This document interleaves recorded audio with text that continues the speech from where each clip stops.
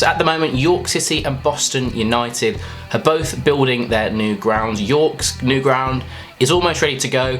Boston's is a little bit further behind, but both of these teams will be leaving behind really good, characterful, great non-league stadiums.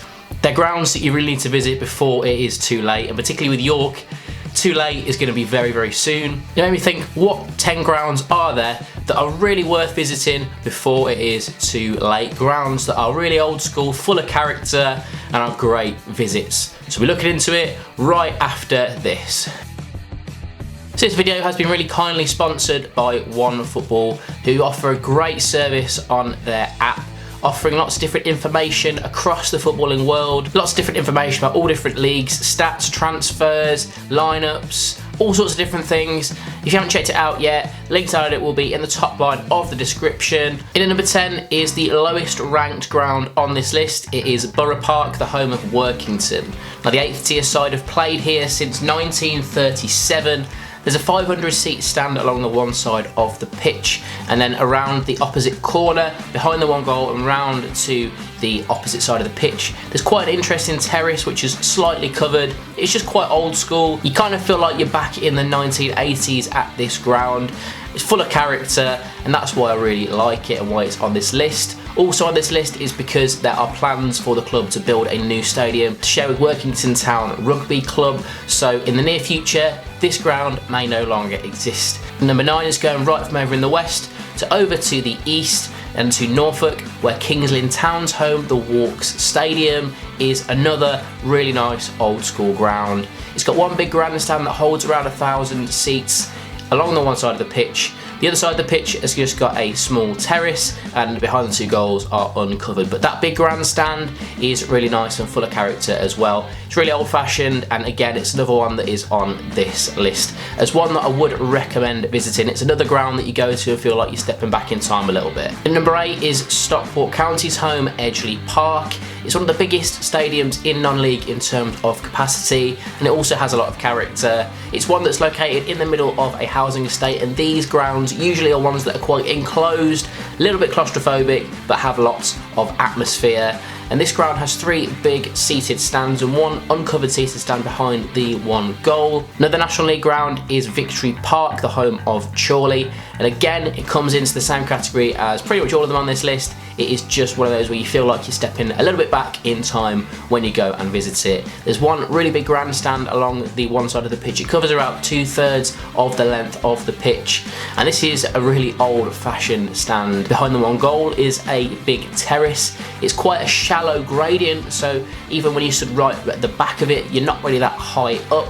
When that's full, there's a lot of atmosphere in there. The roof is low, so it is a great characterful place to go. Behind the opposite goal is a much smaller, steeper terrace, but it's very, very small, with grass banks either side of it which spectators can stand on. So that's just something a bit unique, and it's those unique little quirks that make grounds really full of character and worth a visit. In number 6, you could say that I am biased with this one, but I'm going with Agborough, the home of Kidderminster Harriers, which is obviously the team that I support and the place that I call my place of work. Been into pretty much every room, through every corridor in this ground over the last 2.5 years since starting working there, and it is just full of character. The main stand is old, part of it is at least.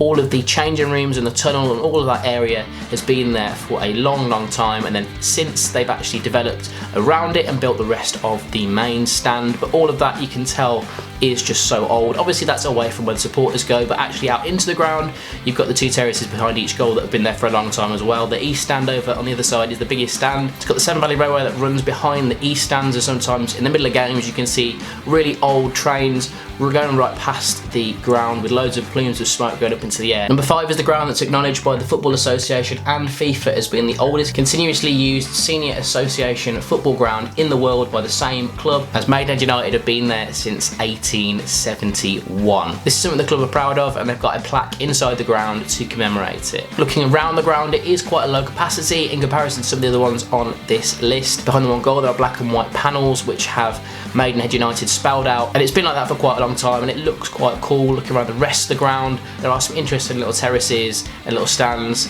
and I just like it. I think it is a really cool one to put on this list. Number 4 is the first one of the 2 that I mentioned at the start of this video. The teams that are in the process of moving out of their old home Boston United's home, the Jakeman Stadium, is currently in one of the last seasons that it's going to exist. The new ground, the Quadrant Boston, is being made, and this is outside of the town, whereas the Jakeman Stadium is right in the centre. This is something that seems to be happening quite a lot. The new grounds are placed out of town on cheap land, whereas the high value sites right in the middle of town that some of these grounds are on are being sold off for housing because that's profitable for the club's owners. It's sad really, but Boston's ground is one that is really nice to go and visit. It's kind of one that you might look at and think, yes, it's probably on its last legs and does need to sort of be either massively redeveloped or move the club somewhere else. And it's the latter that the club are doing. The ground's got a capacity of just under 6,000 and was originally opened in 1933 but was rebuilt in the 70s. The ground's got a really big steep terrace behind the one goal. There's a big long stand with lots and lots of seats along the one side of the pitch, but a lot of the seats are completely random colours effectively. It's non-uniform, but it's these non-uniform style things that make it nice. Number 3 is one of the favourite grounds for people to visit in non-league. It's Twerton Park, the home of Bath City. The ground's been open since 1909 and has played home to the club since 1932. It's got a capacity of just over 8,000 and there's a couple of seated stands. One of them is an old grandstand type stand. It's one of those where the front row of seats is elevated quite high up. The roof is quite low down, and that just helps create atmosphere. It's got terracing pretty much around the entirety of the rest of the ground, and there are some fantastic views to be seen across Somerset as well. The ground is currently being prepared for development. The club is in talks with a private investment company who wish to build purpose-built student accommodation on land next to it. As part of this agreement, this company will build a new grandstand and new facilities.